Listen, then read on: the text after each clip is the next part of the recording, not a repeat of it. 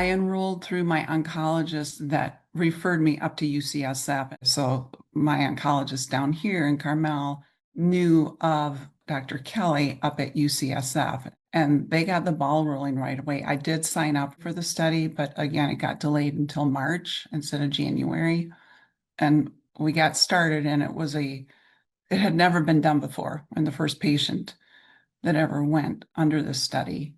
And it was basically taking the T cells, it's called CAR T, taking the T cells out of my blood and replacing it with the identifying protein that was all over my cancer.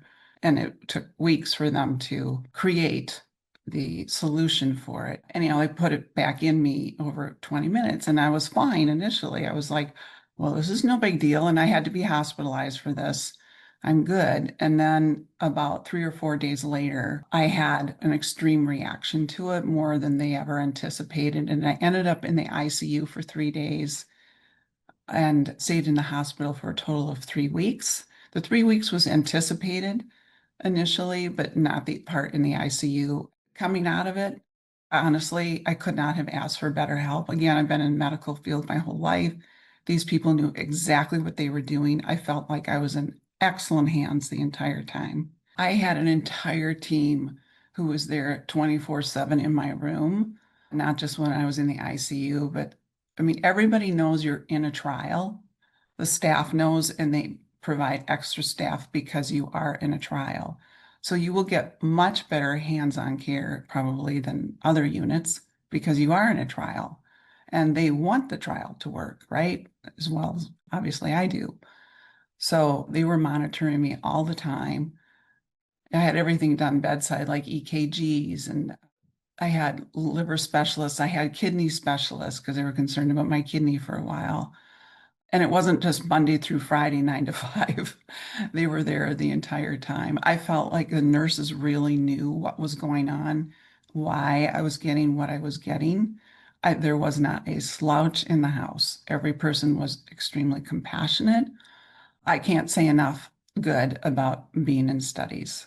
So the outcome was it did work. It worked for about 3 months, and it did get rid of my cancer for 3 months. In November in 2024, I went to my oncologist down here and said, I think I'm in remission. I don't feel it anymore, and my energy level is back.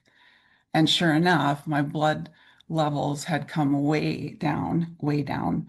I mean, before I broke the radar going the other way, but it didn't stay that way. So then they put me on a couple other treatments that were known treatments, FDA approved treatments.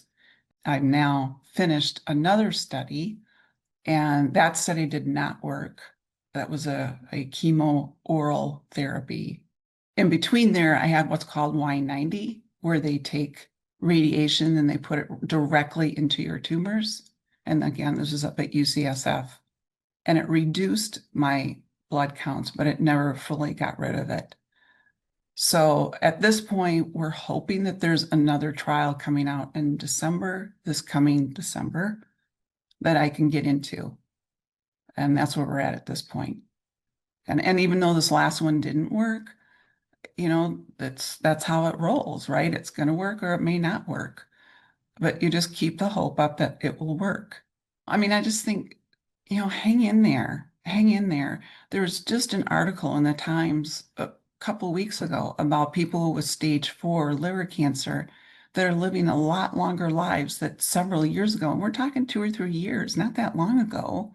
People would, your stage 4 liver cancer, that's it. That's all you're getting. And they're saying how many new studies and new treatments are coming out that are keeping people alive longer. And when I say alive longer, I'm talking quality of life. I am not talking about laying in bed all day. That's not how I roll. I'm a huge tennis person, and I've gotten after the CAR T, I went back to tennis. Live your passions, live your life. You're still alive. And I think as long as I'm alive, there's hope. And, just keep moving forward. I know there are tough days. There are days where you do have to lay in bed, and so be it. And rely on your village. Your village is around you. Those people in your life are there to help. It's easy as an independent person to say, I don't need help. But guess what? You do. And if the situation was reversed, you would want to help. So allow people into your life. And I think you really learn what love really is when you meet your real village, the people who are there for you all the time. And it's family and friends and even my dog.